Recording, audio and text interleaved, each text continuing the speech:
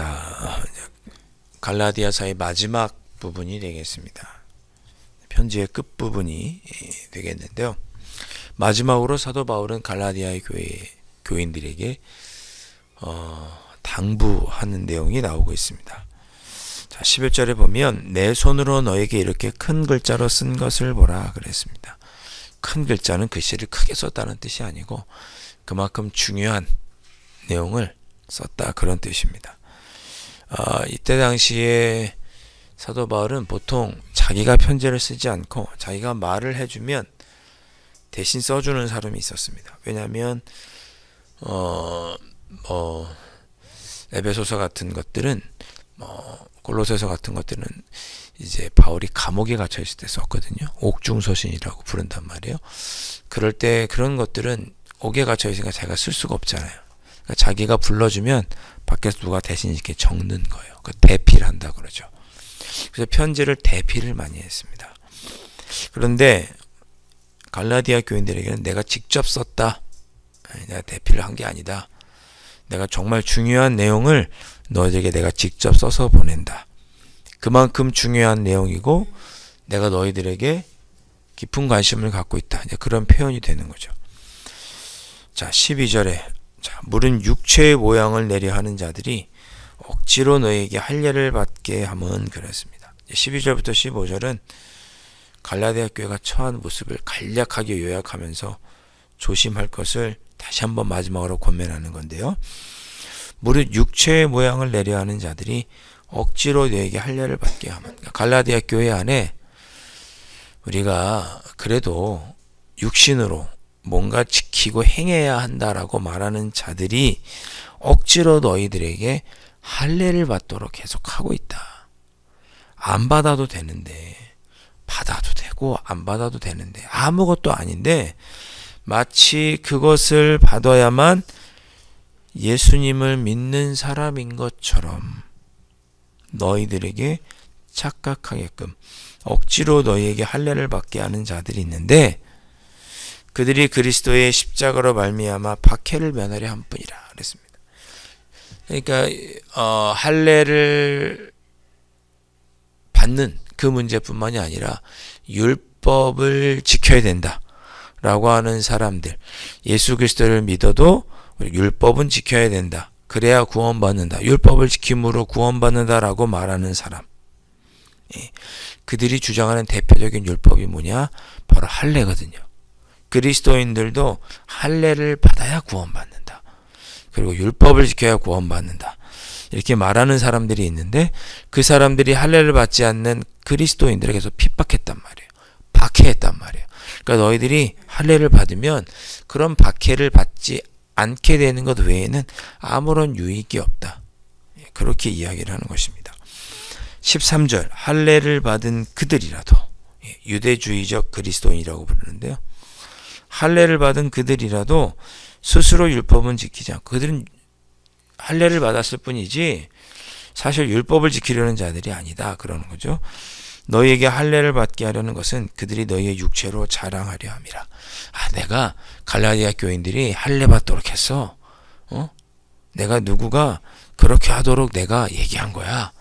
내가 갈라디아 교회 사람들 할례 받게 하려고 우리가 얼마나 애썼는데, 이렇게 자랑하려고 하는 것이지 그들이 정말 율법의 정신을 따라 지키고 그러기 위해서 율법을 지키는 것은 하나도 없고 단지 내가 너희들 할례 받겠다라고 자랑하기 위해서, 세상적으로 자랑하기 위해서 너희한테 그러는 거니까 갈라디아 교회 성도들아, 이 문제로 신앙이 흔들리지 말아라. 우리는 믿음으로 구원받는 것이지 할례라고 하는 행함을 통해 율법을 통해서 구원받는 것이 아니다 라고 바울이 거듭 강조하고 있습니다. 가만히 생각해 보면 이게 뭐가 중요한가 싶어요. 할례 받는 것과 안 받는 게. 지금 우리가 생각해 보면 이게 뭐가 중요해요? 그럼 여성들은 어떻게 해요? 할례는 남자가 받는 거잖아요. 그럼 여성들은 할례 안 받는데 어떻게 해요? 그럼 예수님 믿고 율법을 지켜도 어떻게 죽는 거예요? 그리고 할례를 태어나자마자 8일 만에 할례를 행하죠. 근데 안타깝지만 뱃속에서 죽는 아기가 있을 수도 있고 뭐 여러 가지 이유가 있을 텐데 할례를 안 받으면 어떡하자는 얘기지. 말이 안 되는 거죠. 그런 거 자랑해서 뭐 하느냐. 우리 신앙생활 할 때 보세요. 우리의 믿음하고 신앙생활하고 아무런 관계없는 걸로 자랑하는 분들이 있어요. 그게 우리가 믿음으로 구원받는다는 거가 무슨 상관이 있는지 그런 것들을 자랑하시는 분들이 있어요. 그런 거죠. 14절. 그러나 내게는 우리 주 예수 그리스도 십자가 외에는 결코 자랑할 게 없으니. 이게 정상인 거죠. 우리가 자랑할 거는 예수 그리스도의 십자가 외에는 자랑할 것이 없어요. 이게 예수 그리스도의 보혈의 공로로 말미암아 그 은혜로 내가 구원받았다. 내가 그 은혜로 산다라고 고백하는 거 외에 자랑할 게 없어요. 자랑한다는 건 뭐죠? 좋은 것을 자랑하는 거죠. 가치 있는 것을 자랑하는 거죠. 내가 예수 그리스도의 십자가 외에는 가치 있게 생각하는 게 없다. 그런 뜻이에요. 십자가를 자랑하겠다. 십자가가 가장 뛰어나고 가장 가치 있다. 그런 거죠. 여러분, 그런데 십자가는 당시에 가장 잔혹한 형벌이었고 가장 나쁜 사람이 받는 가장 천한 것이 십자가였죠. 그 십자가에 달려 죽으신 예수 그리스도, 가장 나신 것이라고 세상 사람들은 멸시하는 그것이 우리에게는 가장 가치 있다. 그렇게 자랑하는 사람들이 그리스도인이죠. 내게는 우리 주 예수 그리스도의 십자가 외에 결코 자랑할 것이 없다. 그리스도를 말미암아 세상이 나를 대하여 십자가에 못 박히고 내가 또한 세상을 대하여 그러하리라. 십자가에 못 박히고 세상이 나를 대하여 십자가에 못 박히고는 가치가 없어졌다. 그런 뜻이죠. 세상은 더 이상 나에게 가치가 없다. 십자가가 더 가치 있다. 그런 뜻입니다. 더 가치 있는 것을 자랑하는데 십자가가 나는 세상에 있는 것보다 더 가치 있다. 내 사업이 잘 되고 내 건강이 뛰어나고 우리의 자녀들이 잘 되고 감사한 일이죠. 근데 그것은 예수 그리스도의 십자가보다 못한 거죠. 제가 말씀드렸잖아요. 설교할 때 말씀드렸잖아요. 우리가 주님의 하나님 나라, 하나님의 뜻을 행하는 것보다 가족이 앞서면 그건 하나님 나라에 합당하지 않다. 어제 수요예배 때 제가 설교를 드렸죠. 가족이 하나님보다 앞서면 그건 하나님의 가족이 될 수 없는 거라고. 그걸 엄히 예수님이 경계하셨다고 어제 말씀드렸어요. 하늘에 계신 아버지의 뜻대로 행하는 자가 내 가족이다. 예수님 그렇게 말씀하셨잖아요. 하나님의 뜻대로 행하는 것보다 가족이 앞서면, 하나님의 뜻대로 행하는 것보다 내 다른 것을 자랑하게 되면 그건 무익하다. 나는 그걸 자랑하지 않겠다. 사도 바울이 그렇게 얘기합니다. 갈라디아 교인들아, 우리가 예수 그리스도를 믿음으로 그것을 자랑하는 예수 그리스도 외에는 다른 것을 자랑하지 말자. 할례를 받았든지 안 받았든지 그런 거 자랑하지 말자. 15절. 할례나 원례가 아무것도 아니다. 그렇게 얘기합니다. 그게 뭐라고요, 그게? 어떤 음식을 먹고 안 먹고가 믿음으로 구원받는다라고 하는 관점에서는 아무것도 아닌데 어떤 절기를 지키고 안 지키고가 뭐가 그렇게 중요하다고. 아무것도 아니로되 오직 새로 지으심을 받는 것만이 중요하니라. 예수 그리스도를 믿음으로 새로 피조물이 되는 것. 고린도후서 5장에 나오죠. 그런 중 누구든지 그리스도 예수 안에 있으면 새로운 피조물이라. 이전 것은 지나갔으니 보라 새 것이 되었도다. 그거 외에는 자랑할 것도 없고 새로운 게 그렇게 십자가의 관점으로 바라보니 세상 것들은 아무것도 아니게 되는 것. 그렇게 갈라디아 교회 교인들에게 권면하고 있습니다. 세상의 율법 아무것도 아니다. 그거 자랑하지 말고 마음 뺏기지 말고 오직 예수 그리스도만 자랑하며 그것에 가장 좋은 가치, 최고의 가치를 두고 살아라. 그렇게 권면하는 거죠. 갈라디아 교회 교인들에게. 오늘 우리에게 주시는 말씀이라고 생각합니다. 삶 속에 여러 가지 문제가 있고 또 기도의 응답으로 기뻐하고 감사할 일이 있겠지만 우리가 정말 자랑해야 되는 것은 예수 그리스도의 십자가 외에는 자랑할 것이 없으니 세상에 있는 것들 아무것도 아니다. 우리가 자랑할 것은, 우리가 감사하고 우리가 관심 가져야 할 것은 예수 그리스도의 십자가뿐이니 그것을 붙들고 살라고 오늘 우리들에게 주님은 갈라디아서의 말씀을 통해서 권면하고 계십니다. 16절, 그렇게 살아가는 자에게, 무릇 이 규례를 행하는 자에게와 하나님의 이스라엘,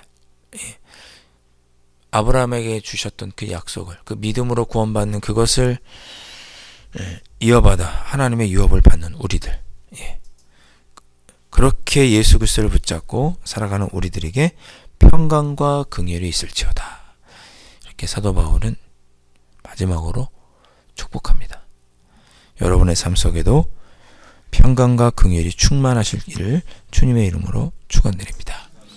마지막으로 17절, 이후로는 누구든지 나를 괴롭게 하지 말라. 내가 내 몸에 예수의 흔적을 지니고 있노라. 지금까지 온갖 핍박을 받았지만 그 일로 말미암아 내가 주님의 참 사도가 되었고, 그 일로 말미암아 내가 전한 복음이 진정한 복음이라는 것을 오히려 증명하는 그 고난이 되었으니 그 고난은 나에게 예수님의 흔적이다. 이렇게 사도 바울이 고백하면서 마지막으로 형제들아 우리 주 예수 그리스도의 은혜가 너희 심령에 있을지어다라고 축복하며 갈라디아서를 마무리하고 있습니다. 오늘 주신 말씀을 따라서 우리도 오늘 이렇게 기도하시죠. 주님, 제가 오늘도 주님만 자랑하고 십자가를 가장 가치 있는 것으로 여기고 살아갈 수 있도록 인도해 주십시오. 그것 아닌 다른 것들은 다 격가집니다. 하나님, 그런 것들에 얽매이고 그런 것들을 자랑하지 않고 할래나 무할래나 그게 뭐가 중요하다고, 오직 예수 그리스도만을 자랑하고 믿음으로 살아가는 저희들 되게 해주시고, 그렇게 살아가는 저희들에게 평강과 긍휼과 은혜를 더하여 주시는, 충만히 누리는 하루가 될 수 있도록 축복해 주옵소서. 그렇게 이 새벽에 기도하시기를 주님의 이름으로 축원드립니다. 기도하겠습니다. 아버지 하나님, 감사합니다.